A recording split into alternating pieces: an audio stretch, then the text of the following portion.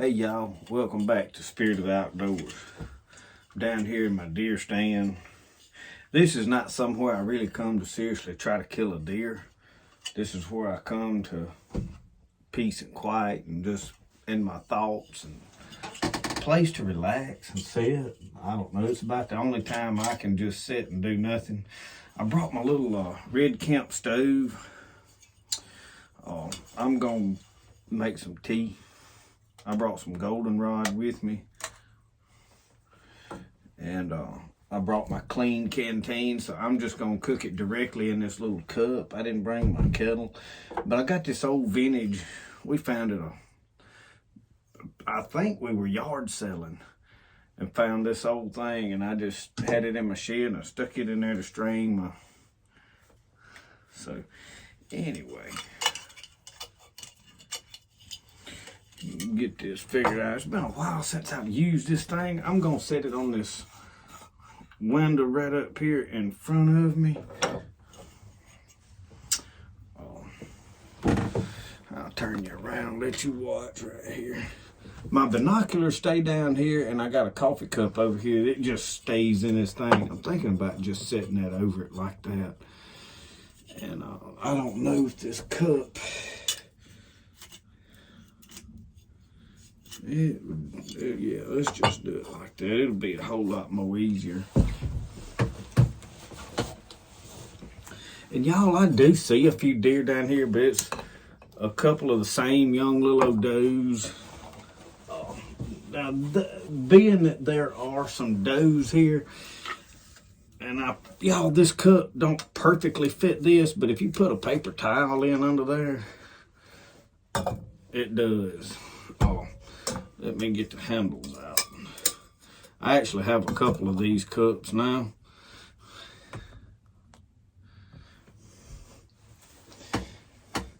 And then over here, this bottle of water stays down here. It was froze when I come down here the other day and see it.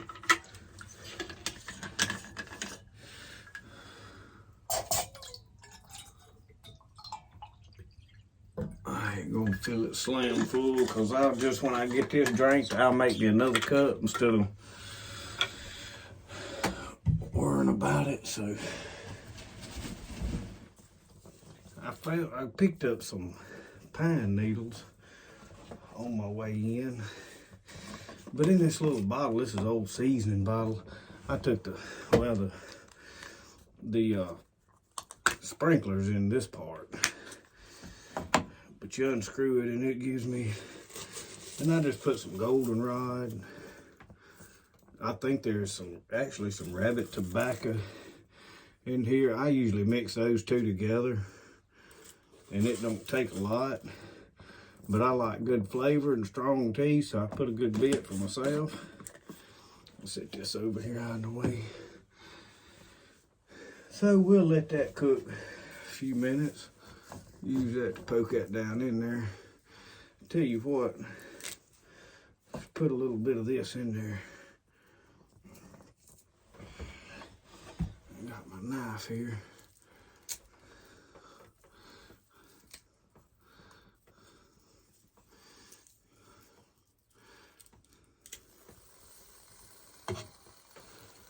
I just try to cut it up where it'll go down in there. All right.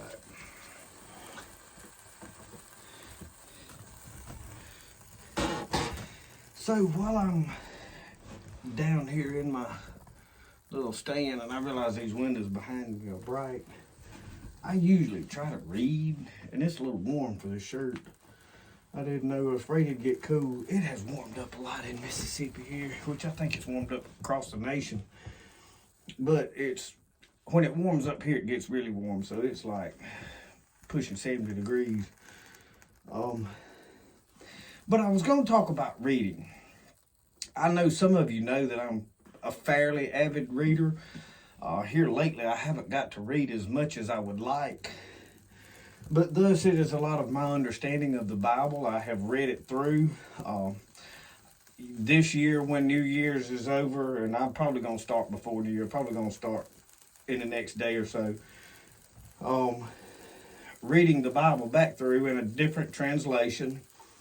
And the reason is at a thrift store, and that's where I usually pick up most of my books. I got sidetracked talking to you, but the reason that I'm reading the Bible over in a new translation is I found a single column Bible at a thrift store for like $3, and it's in I don't know exactly which translation. So I'm going to read the Bible back through in it.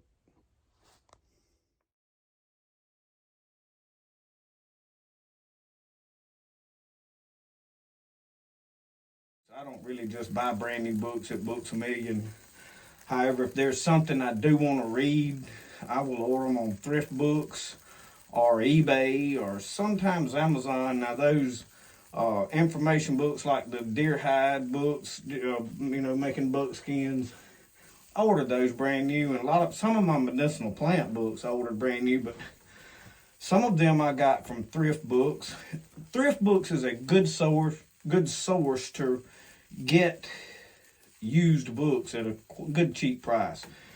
This I picked up on the coast when we were down there delivering pottery. There's a really nice bookstore there in Gulfport before you get over into Long Beach. And this is Men of the Last Frontier by Gray Owl. And this is an older copy. I don't know what the copyright date is. I will look. And I like books. And I know a lot of you don't read, don't give a hoot about reading. It says printed in Great Britain. This is first published 1931, second and third, it was in 32, 34, 35, 3 times in 35, and then this reprint is in 1936. So this is a 1936 copy. But good writing. I just like the elegant way of writing and the what I guess you would say the fluidity of the speech, the rhythm. I mean, it just rhymes. It's poetic. And the reason for that is a lot of the mountain men back in the mountain men days, they had what is known as the Rocky Mountain College. Those guys, when they wintered in to a situation where, when it got wintertime and they pulled their trap lines and they were snowed in and really wouldn't get out and hunt. I mean, snow's knee deep, maybe more, depending on the year. They didn't get out and do a whole lot. They stacked up enough firewood and they might venture out and hunt for some fresh meat if it was weather permitted, but they would usually be several of them that would winter together, and they carried books with them. And there's a lot of recordings of them being able to quote William Shakespeare. A lot of the plays that he did, they knew back to front. They read a lot of like James Fenimore Cooper, The Last of the Mohicans, and the Longstocking series.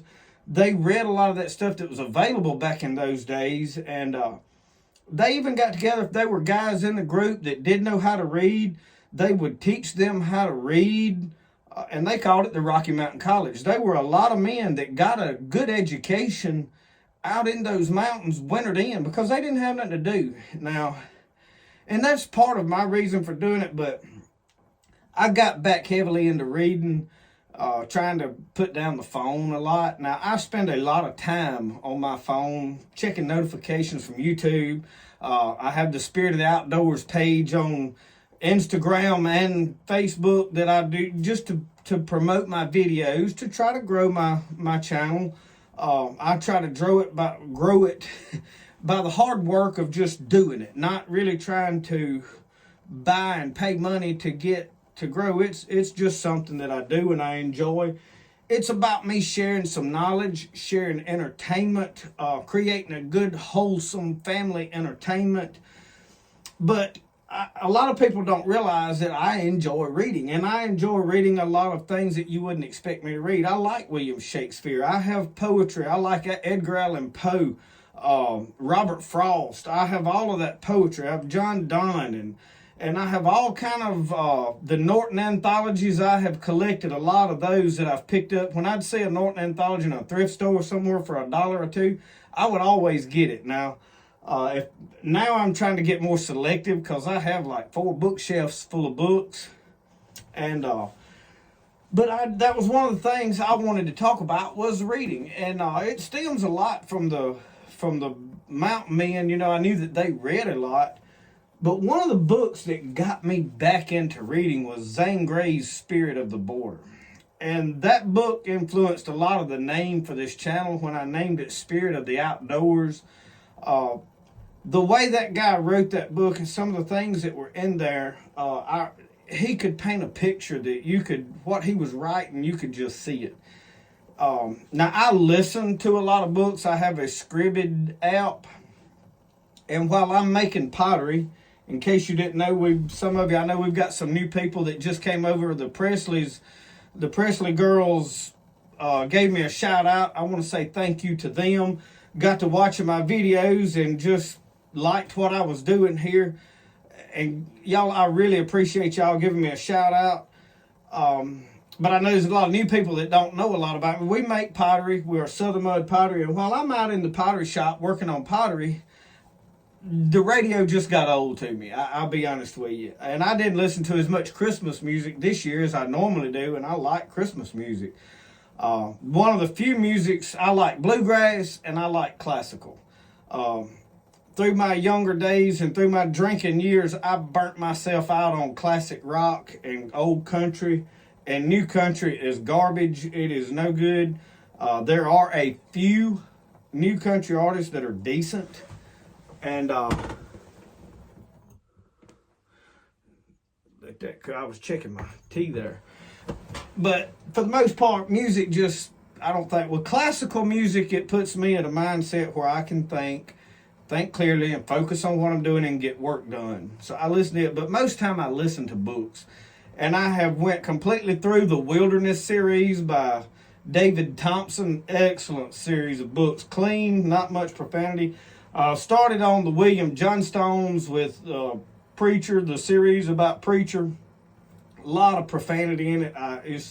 It's nothing but fighting through the whole thing, so it's not really that, it's not as good as the other series. Now, I have been turned on to the Titus Bass series. I have not read any of it yet, so I'm going to check that out.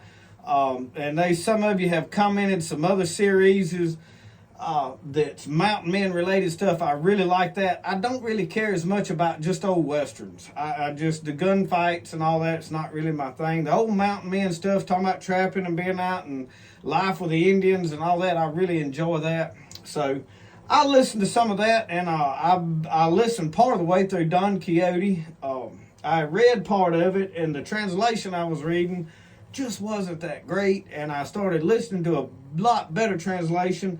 And I just, winter come in and I was wanting to get into the mountain men stuff, and I laid down, so I would be picking that up and finishing that probably before long.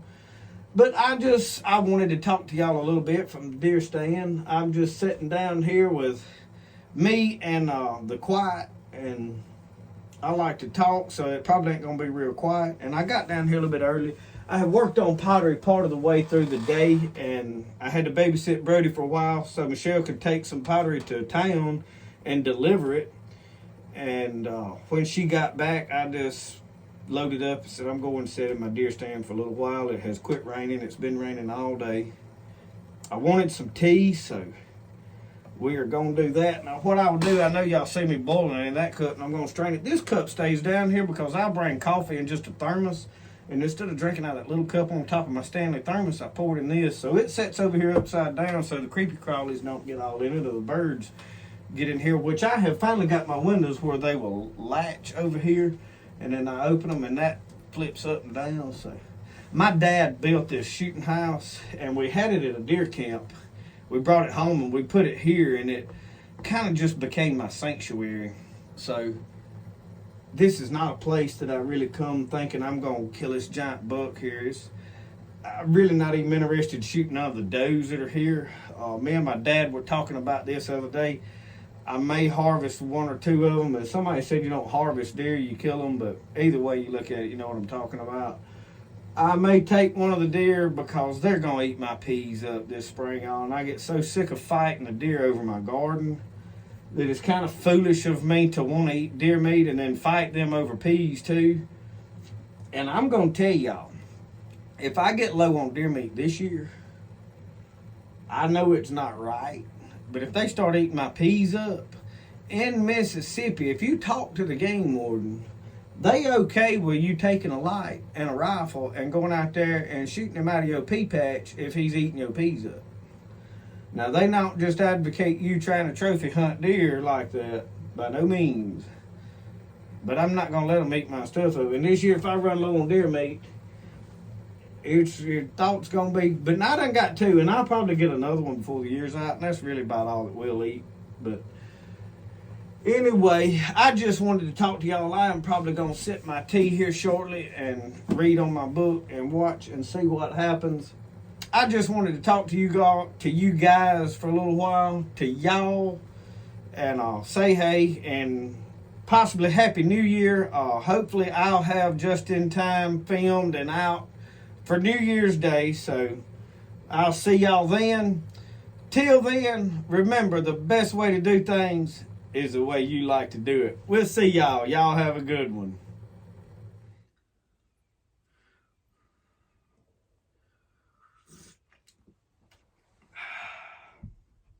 So good.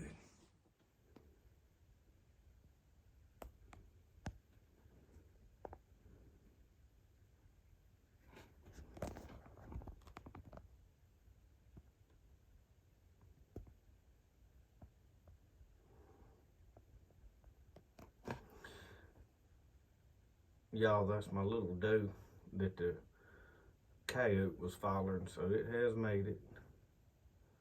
She whooped that head around and looked at me talking.